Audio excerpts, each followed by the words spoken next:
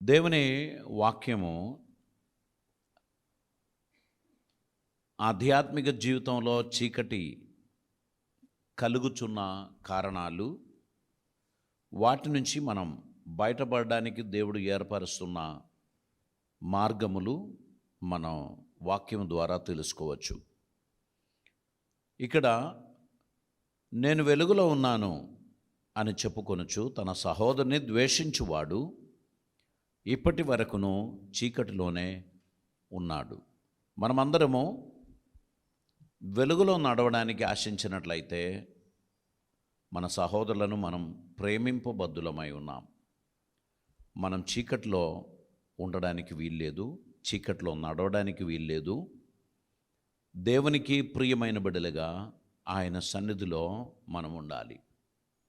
వేషములో మన వెలుగులో ఉన్నట్టు మనకు అనిపిస్తుంది.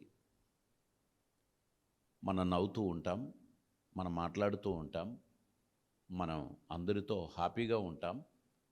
కానీ లోపల ఒక లోన్లీనెస్, లోపల వివరించలేని ఒక సమస్య, ఏదో ఒక చీకటి. తన సంతోషాన్ని పోగొట్టుకున్నారు, ఆనందాన్ని పోగొట్టుకున్నారు, అందరితో కలవలేని ఒక పరిస్థితి. ఇట్లాంటి మన జీవితంలో వస్తున్నప్పుడు మనము నిజంగా మనలని పరిశీలన చేయవలసినటువంటి అవసరత ఉంది. నేను నిజంగా దేవునితో నడుస్తున్నానా? దేవునితో నడుచుచున్నవారు తన సహోదరులకు దూరంగా ఉండలేరు. కొన్ని సందర్భాల్లో మనం ఎన్ని ప్రయత్నాలు చేసినా కొందరికి ఆ వెలుగు కలగదు, కొందరికి దాని అర్థం కూడా కాదు. మనం పోరాడేది శరీరంతో కాదు అనే విషయాన్ని ఎల్లప్పుడూ మనం గుర్తుపెట్టుకోవాలి. We don't have any fightings with any flesh. మనం పోరాడేది దురాత్మల సమూహముతో, అసమాధానం కలగజేయుచున్న ఆ ఆత్మతో మనం పోరాడుచున్నాం. ఐక్యత లేకుండా చేస్తున్న ఆ ఆత్మతో మనం పోరాడుచున్నాం. గనక మన పోరాటం శారీరకమైనటువంటిది కాదు, ఆత్మ సంబంధమైనటువంటిది. మనం వెలుగులో నడుచుచున్నట్లయితే దాని ప్రకటమైన దృశ్యం ఏంటంటే మనం అందరితో సమాధానంగా ఉండడం. యెషయా గ్రంథంలోనికి మనం వచ్చినట్లయితే 9వ అధ్యాయం దాని 2వ వచనాన్ని మనం ఈ సమయంలో చదువుదామండి. యెషయా గ్రంథం 9వ అధ్యాయం 2వ వచనం. చీకటిలో నడుచు జనులు గొప్ప వెలుగును చూచి, చీకటిలో నడుచుచున్న జనులు,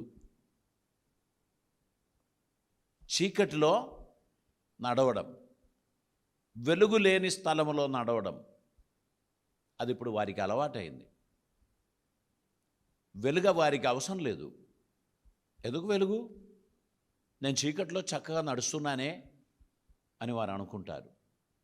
చీకట్లో నడుచుచున్న ప్రజలు గొప్ప వెలుగును చూచుచున్నారు. మరణ ఛాయ గల దేశ నివాసుల మీద వెలుగు ప్రకాశించును. చీకటిలో నడుచుచున్న ప్రజలు, మరణ ఛాయ గల దేశ నివాసులు, అదొక లైఫ్ స్టైల్. చాలా సంవత్సరాలు ఇశ్రాయేలీయులు చీకటిలో నడిచారు, మరణ ఛాయ గల దేశంలో నడిచారు. వారికి వెలుగు లేకుండే. కానీ ప్రవక్త ప్రవచనంలో చెప్పుచున్నారు, వారు వెలుగును చూచుచున్నారు. వెలుగు చూడాలని వారు ఆశించారు, వెలుగులో నడవాలని వారు ఆశించారు. కానీ వారికి వెలుగు దొరకలేదు. అది కేవలం కలగా మిగిలిపోయింది. వారు చీకట్లో నడుచుచు అలవాటు చేసుకున్నారు. కొన్నిసార్లు మన ప్రాంతాలన్నీ అలవాటే. అక్కడ వెలుతురున్నా లేకున్నా మనకు తెలుసు ఏ వస్తువు ఎక్కడ ఉన్నది, ఏది ఎక్కడుందో తెలుసు కనుక మనం వెళ్ళి తీసుకొని వస్తాం. కొత్తగా వచ్చిన వాళ్ళకి ఆశ్చర్యం అనిపిస్తుంది. ఏంటమ్మా రాత్రి ఎటు పోతున్నారు అని అడుగుతారు.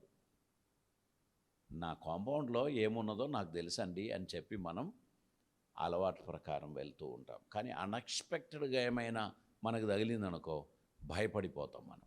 ఎందుకంటే అది చీకటి కనుక. చీకటిలో మనం ఎక్స్పెక్ట్ చేయని కార్యాలు జరుగుతాయి. సో ఎల్లప్పుడూ వెలుగులో నడవడానికి మనం ప్రయత్నం చేద్దామండి. మీకా ప్రవచనం 3వ అధ్యాయం 6వ వచనం కూడా మనం చదువుదాం. మీకా ప్రవచనం 3వ అధ్యాయం దాని 6వ వచనం. మీకు దర్శనము కలగకుండా రాత్రి కమ్మును, సోదె చెప్పకుండా నీకు చీకటి కలుగును. ఇట్టి ప్రవక్తలకు సూర్యుడు కనబడకుండా అస్తమించును, పగలు చీకటి పడును.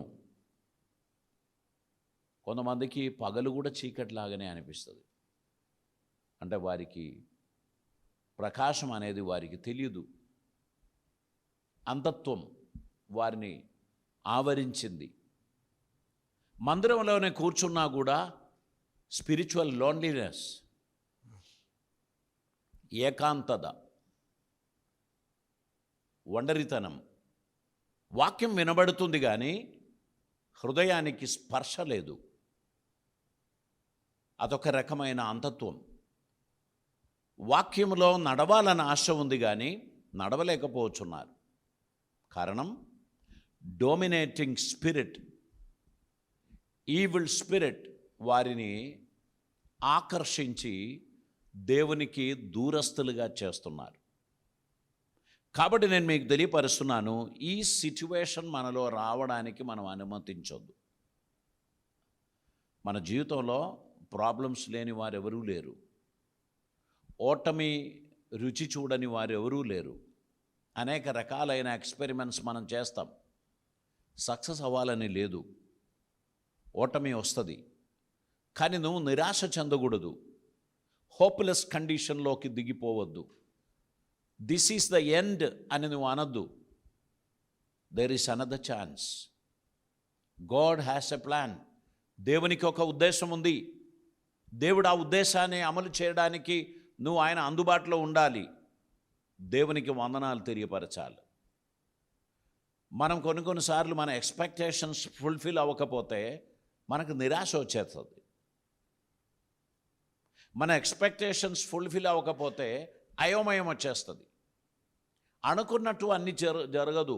మనం కొన్ని స్థలాలకు వెళ్ళినప్పుడు చాలా డ్రీమ్స్తో వెళ్తాం. అక్కడ వెళ్ళిన తర్వాత ప్రాక్టికల్ లైఫ్లో మనం ఎంటర్ అయిన తర్వాత డ్రీమ్స్ ఏమీ ఉండదు అక్కడ. ఆ డ్రీమ్స్ ఫుల్ఫిల్ అవ్వాలంటే నువ్వు ఓపిక సహనంతో ఒక 4-5 సంవత్సరాలు కష్టపడాల్సి వస్తుంది. నీ ప్రయత్నం నువ్వు కొనసాగిస్తూనే ఉండాలి. నీవు ఆ సిచ్యువేషన్స్కు లొంగిపోవద్దు. ఆ సిచ్యువేషన్స్ పైన అడుగులు వేయడానికి ఉన్న విశ్వాసం కలిగిన వ్యక్తిగా నువ్వు ఉండాలి. నిన్ను గూర్చి దేవుడు ఉద్దేశించుచున్న ఉద్దేశం, నీవు యేసయ్యతో నడవాలి, ఆయన చిత్తం నెరవేర్చాలి. ఆయనతో కూడా నడుచుచున్న వారు ఎటువంటి సిచ్యువేషన్లో కూడా ఆశీర్వదింపబడతారు. మత్తయి సువార్త 6వ అధ్యాయం 23వ వచనం మనం చదివినట్లయితే అక్కడ మనం ఇలా చూస్తున్నాం. నీ కన్ను చెడినదైతే నీ దేహం అంతయు చీకటిమయమై ఉండును. నీలో ఉన్న వెలుగు చీకటి అయి ఉండిన ఎడల ఆ చీకటి ఎంతో గొప్పది. సో మనిషికి వెలుగును చీకటిని స్వయం వాడే నిర్ణయించుకుంటాడు. కన్ను చెడినదైతే చీకటిని ఆహ్వానించుకుంటాడు. కంటికి బ్రైట్నెస్ ఉన్నప్పుడు చీకటిని అధిగమించగలడు. ఆత్మీయ మనోనేత్రములు గుడితనం కలిగినప్పుడు మనం ఊహించినంత వెలుగు మనలో ఉండదు. ఆత్మీయ మనోనేత్రములు చీకటికి లొంగినప్పుడు మనలో ప్రకాశం ఉండదు. అందుకే దేవుని వాక్యమును గురించి భక్తుడు చెప్పాడు, నీ వాక్యం నా పాదమునకు దీపం, నా త్రోవకు వెలుగై ఉన్నది. నేను నీ వాక్యమును ఎంతో ఇష్టపడుచున్నాను, నీ వాక్యమును నేను ఆనందిస్తున్నాను. దేవుని వాక్యమును ఒకరు హృదయములో పదిలం చేసుకోవడానికి నిర్ణయిస్తే ఆ వ్యక్తికి ప్రతి చీకటిని దేవుడు వెలుగుగా మారుస్తాడు. వాక్యాన్ని పక్కకు పెట్టి స్వప్రయత్నము, స్వశక్తి దాని మీద ఆధారపడి ప్రయత్నిస్తున్నప్పుడు తెలియకుండానే చీకటి వచ్చేస్తుంది. కొన్ని హెచ్చరికలు మనకు వినబడుచున్నప్పుడు మనము ఓవర్ కాన్ఫిడెన్స్తో వెళ్తాం. పిల్లలు కొందరు మోటార్ బైక్లో వెళ్తూ ఉంటే మనం వార్నింగ్ ఇస్తాం, నాన్న ఈ మధ్యలో నువ్వు కొంచెం రఫ్గా నడుపుతున్నావు, కొంచెం జాగ్రత్తగా వెళ్ళకూడదు అని అంటే, ఊరుకో నీకేం తెలుసు, నేను ఈ బైక్ మీద ఏమైనా చేయగలను అనే ఓవర్ కాన్ఫిడెన్స్. అన్ఎక్స్పెక్టెడ్గా వచ్చేటువంటిదే యాక్సిడెంట్. చెప్పి రాదు, నేను రేపు 11 గంటలకు వస్తాను అని చెప్పి యాక్సిడెంట్ ఎప్పుడు రాదు. అరే ఇంతకుముందే మంచిగా ఉంటే కదా, ఇంతకుముందే మాట్లాడాడు కదా, అంత తొందరగా పోయి గుద్దుకున్నాడా అని అంటారు. That is accident. అది ఎందుకు జరుగుతుంది తెలుసా? అధిక శాతం ఓవర్ కాన్ఫిడెన్స్ని బట్టే జరుగుతుంది. అపవాది అయిన సాతాను గర్జించు సింహము వలె భూలోకమంతా తిరుగులాడుచున్నాడు. ఎవరి కోసం? అమాయకుల కోసం కాదు, పరిశుద్ధుల కోసం, ఏర్పరచబడిన వారి కోసం, దేవునికి ప్రియమైన వారి కోసం, దేవుని సొత్తైన వారి కోసం తిరుగులాడుచున్నాడు. దొంగ వచ్చేది ఇరిగిన ప్లాస్టిక్ ముక్కలు తీసుకొని పోవడానికి కాదు, విలువైన నీ సంపాద్యం తీసుకొని పోవడానికి వస్తాడు. నీకేదైతే విలువగా ఉన్నదో, నీకేదైతే ఉత్తమముగా ఉన్నదో, నీకేదైతే భవిష్యత్తునిస్తుందో దాని దొంగలిస్తాడు. కాబట్టి నువ్వు ఓవర్ కాన్ఫిడెన్స్తో ముందుకు వెళ్ళకూడదు. నేను ఇదివరకే చెప్పినదే కానీ ఈ సందర్భంలో అది గుర్తొచ్చింది కనుక నేను చెప్తున్నాను. ఒకసారి నయాగ్రా జలపాతం చూడడానికి నేను వెళ్ళాను. అది యుఎస్కు కెనడాకు బోర్డర్లో ఉంది. ఎప్పుడు నయాగ్రా జలపాతం అని చెప్పి ఇట్లా చదువుకున్నాను, వీడియోస్ చూశాను, కానీ దగ్గరికి వెళ్ళలేదు. వెళ్ళి ఆ కెనడా బోర్డర్కు యుఎస్ బోర్డర్కు మధ్యలో ఉన్న ఆ జలపాతాన్ని చూచినప్పుడు ఒక సంఘటన గుర్తొచ్చింది. అదేంటంటే, అనేక జంతువులు చనిపోయి ఆ నీటి ప్రవాహంలో కొట్టుకొని వస్తుంది. ఆ జలపాతంలో పడిపోతుంది. మళ్ళీ దాని అడ్రస్ ఉండదు. అక్కడ పడగానే అది చిన్నాభిన్నం అయిపోతుంది, చెదరిపోతుంది. అయితే ఒకసారి ఒక పెద్ద అడవి జంతువు చనిపోయి దాని శరీరం ఆ నీటి ప్రవాహంలో కొట్టుకొని వస్తుంటే ఒక డేగ వచ్చి దాని మీద కూర్చొని మైల్స్గా ప్రయాణం చేస్తూ వస్తున్నది. ఇప్పుడు స్టార్ట్ చేసింది కాదు ఈ డేగ ప్రయాణం. చాలా మైల్స్ నుంచి దాని మీద కూర్చొని చిన్నగా చిన్నగా పొడిచి తినుకుంటూ ఊరంతా చూసుకుంటూ ఆ డేగ వస్తుందన్నమాట.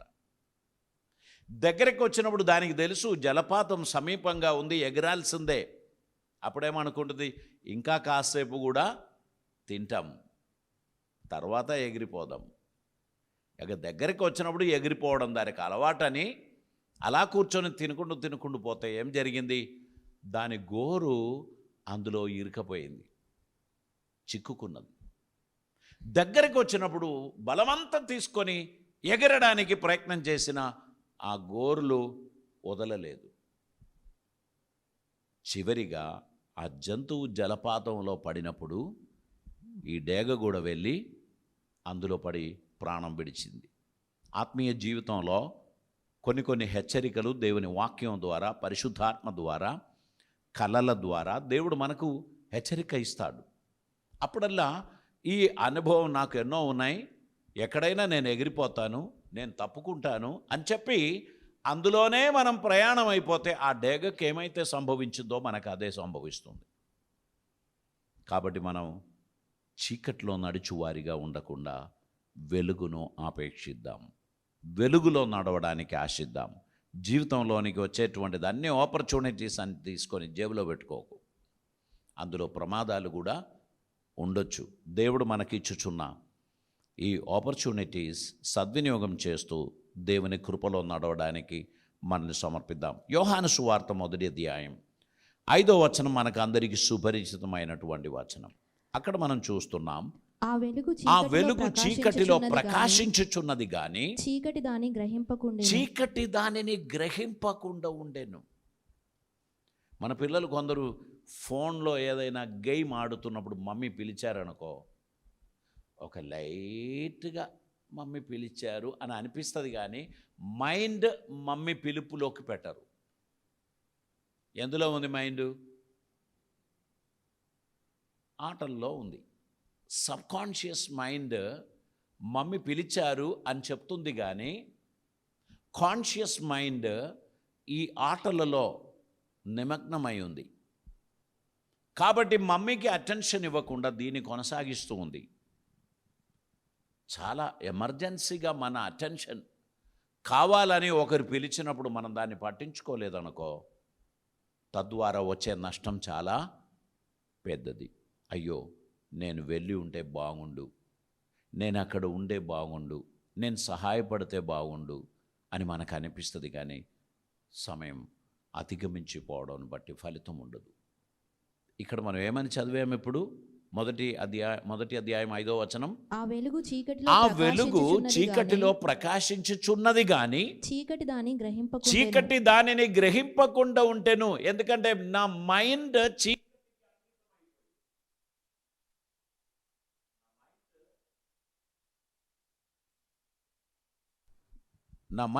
చీకటికి అంకితం అయిపోయింది. నా మైండ్ చీకటికి అంకితమైనందుకు వెలుగు నాలో ప్రకాశించడం లేదు.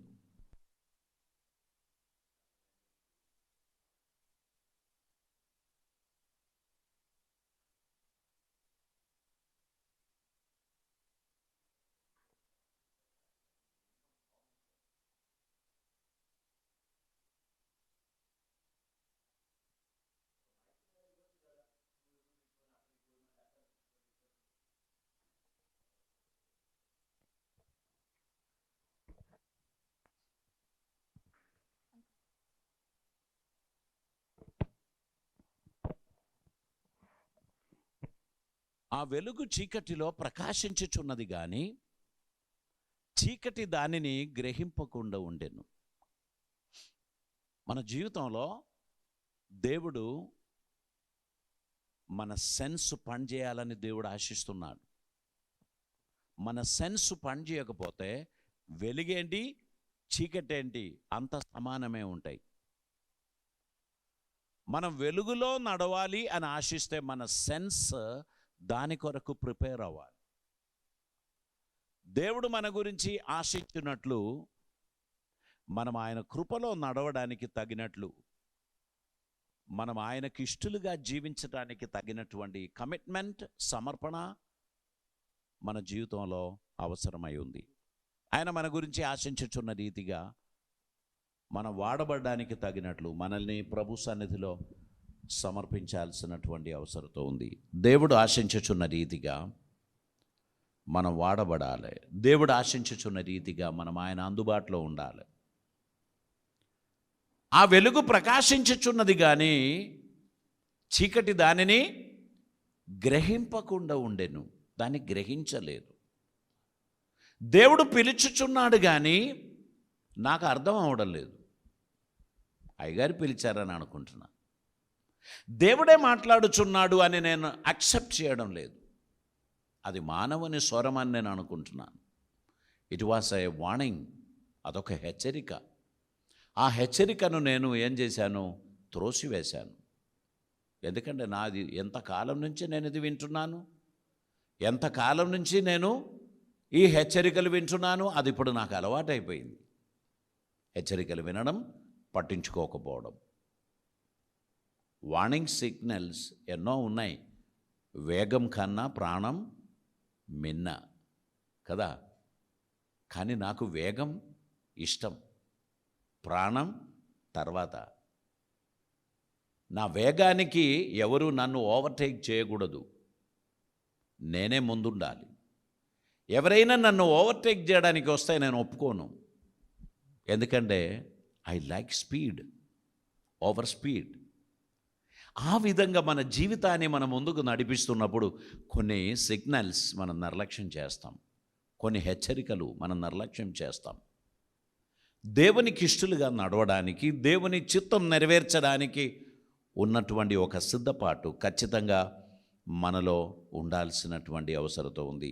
యోహాను సువార్త 3వ అధ్యాయం దాని 19వ వచనాన్ని మనం చదువుదామండి. యోహాను సువార్త 3వ అధ్యాయం 19వ వచనం. ఆ తీర్పు ఇదే, ఆ తీర్పు ఇదే, వెలుగు లోకంలోనికి వెలుగు వచ్చి లోకములోనికి వచ్చెను గాని తమ క్రియలు చెడ్డవైనందున తమ క్రియలు చెడ్డవైనందున మనుష్యులు వెలుగును ప్రేమింపక చీకటినే ప్రేమించిరి. వెలుగులో కూర్చొని మాట్లాడొచ్చు కదా, ఎందుకు ఆ మూలలో పోయి కూర్చొని మాట్లాడాలి? వెలుగులో కూర్చొని మాట్లాడొచ్చు కదా, ఆ నీడలోకి ఎందుకు పోతున్నారు? ఇక్కడ ఏమంటున్నారు? ప్రజలు చీకటిని ఇష్టపడుచున్నారు. వెలుగులో ఉండే కొన్ని మనం చేయలేం, చీకట్లో ఉంటే అన్నీ చేయొచ్చు. చీకట్లో రెస్ట్రిక్షన్స్ లేదు, వెలుగులో రెస్ట్రిక్షన్స్ ఉన్నాయి. అర్థమవుతుందా? వెలుగులో నడవడానికి ప్రయత్నం చేయండి, అది నిన్ను నీతి మార్గమును వెంబడించడానికి సహాయం చేస్తుంది. ఎవరి మీదనో అలిగి నీ లైఫ్ను కుప్ప చేయొద్దు. వారు నన్ను పట్టించుకోలేదు, వీరు నన్ను రెస్పెక్ట్ చేయలేదు, వీరు నాకు సహాయపడలేదు కనుక నేను ఇట్లనే ఉంటాను అని నువ్వు అనుకుంటే ఎవరు నాశనం అయిపోతున్నారు, ఎవరి జీవితం చీకటిలోకి వెళుతుంది, ఎవరి జీవితం ఓడిపోతుంది? మన జీవితమే ఓడిపోతుంది, మన జీవితమే నాశనం అవుతుంది. కనుక ఎప్పుడు కూడా అపవాదికి చోటు ఇవ్వకూడదు. మనం చీకటిని జయించువారిగా ఉండడానికి, వెలుగులో నడవడానికి మనం ఆశించాలి.